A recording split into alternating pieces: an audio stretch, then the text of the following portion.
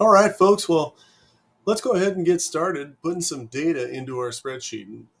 If you've looked at the page that this is from, you'll see that employee hours is the name of the spreadsheet that you'll be creating. And I've gone ahead and added in, we're going to have 6 rows of people, and I've got a name for the top of this column. So we'll call this a column heading, and that's name.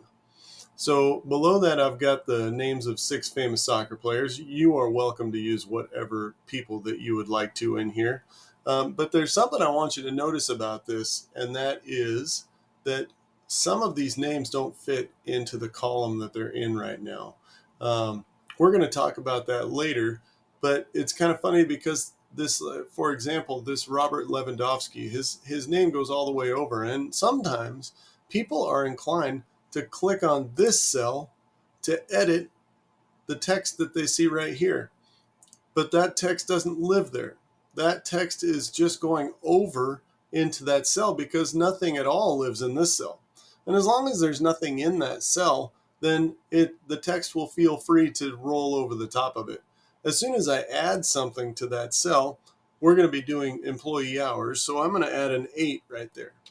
As soon as I add something to that cell, then you can no longer see the rest of this name. So the thing that's really important to understand is that if you are selecting a cell, even if you see something in that cell, it could be from a cell that lives next to it. Sometimes it runs all the way over 3 or 4 different cells, but that first cell is where the whole thing lives. So that's an important concept to understand. We're going to go ahead and add some times. These will be hours for these employees. I'm going to add in some 8s here for the days that people worked, and we'll add those in for the whole set going across. We're going to do a week of time. So up here, I'm going to go ahead and add a date. The date today happens to be 2/11/22. And I'll hit enter, and now I have that date in this cell. Now, we'll be talking about different ways to display that date and different ways that it can look, but for right now I want to demonstrate something that I think is going to be really useful for you. It's one of my favorite things about well, I almost said Excel. I can't help myself. But it's one of my favorite things about spreadsheets and sheets for sure. And that is this little button right here. This little square is called the fill handle.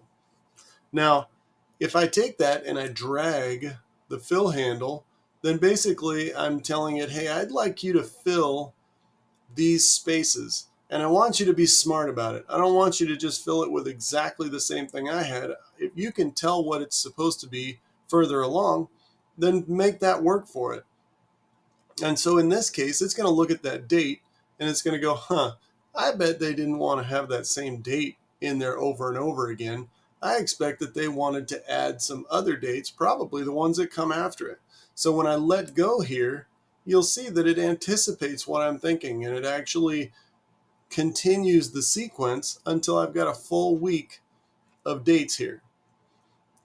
The fill handle is super cool, and it can do some other things too. Just as a quick demo, if I put the numbers 1 and 2 right here, select those, and then take my fill handle and drag down, then it anticipates what I wanted to do. And it's not even just that simple. You can also do 2, 4, and then it again will anticipate they wanted to go by 2 increments of 2. So the fill handle is really smart, and there are other things about it that we'll talk about later when we're doing formulas and things like that, that it's just a really smart tool. So I'm going to use the delete key to delete these numbers. I have that range selected from C9 all the way down to C20, and I just hit the delete key to clear the contents of those cells. I'm going to go ahead and just put some 8s in here for hours. Okay, so as you can see, I skipped ahead a little bit. so that I could plop all my 8s in there for the amount of time that people worked. Before we get too far along, I wanted to show you a couple of things that you should be able to do. So maybe I wanted to just duplicate one of these rows. So I might select, or rows, I should say columns, but maybe I want to duplicate the hours that are here, and I know that it was the same on another day. Well, I can do that really easily if I copy and paste that. So once I've selected it, I can choose to go up here and go to Edit, Copy, and then Edit, Paste in the position where I want it. But I could also select it and then right-click to copy. And now this is a little bit tricky because you see this dotted line here that tells you what you've copied. Now what you've got to do is put your cursor or select the cell that's the top left corner of what you want to paste. So if I want it to be here, then I'm going to need to start it from here and paste it down. So I'll go ahead and right-click here and paste, and you'll see that those cells are now filled with the same thing that I had over here. Okay? Now what you see down here is a little menu that's asking me, do I want to do the formatting that goes with that as well? So the bolds, the italics, the how it's set up, is it aligned from one side to the other? It's asking me if I want to do those things as well. In this case, it doesn't matter. I don't have anything on there, but I can do a paste values only, and that way I'm not going to get any formatting changes. So I've got this all set up. I'm not going to add anything else on here yet, because the next step is going to be when we start to do some things where we are making this look like we want it to look. So I'm going to add just a couple more things for a total hours. And then I'm going to come down here and put total hours. And that way we can have a total for each of these, for each person and each day for the hours that they worked.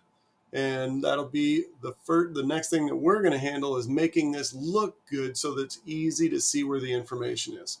But for right now, you're going to need to set up your own document that looks just like this. You can use other names if you want to. It doesn't matter where your data is or what it looks like for the number of hours for each person, but you'll need to make sure you have something that looks very similar to this. Remember to name that employee hours. All right, I'll be back, and once you've got this complete, we'll move on to the next step.